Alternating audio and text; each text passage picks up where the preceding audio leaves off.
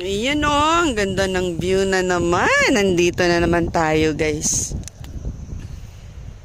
Napaka-relax. Relax ang view ng ating tawag nito.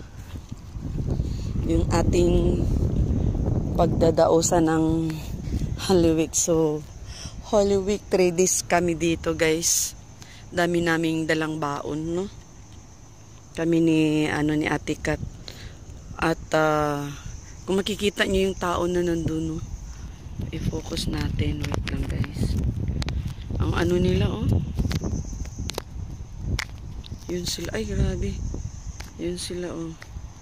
Kikita mo yung Kikita mo yung, wait, bakit ganito yung aking video? Kikita mo yung mga tao, sila. Nilambat nila yung mga isda. Ayun, ang dami, takbuhan pa sila. At syempre guys, dito kami sa malilim. Sobrang init kasi ng panahon ngayon.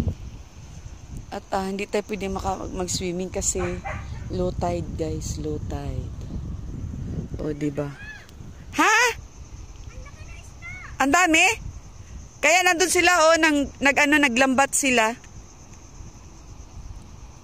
Di ka naman pwede makapaglambat at wala ka namang lambat. Tingin-tingin ka na lang dyan.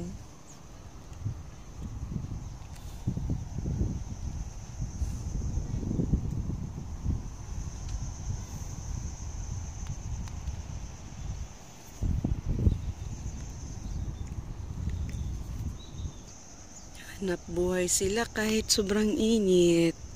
Ganyan ang buhay ng mga mangingisda.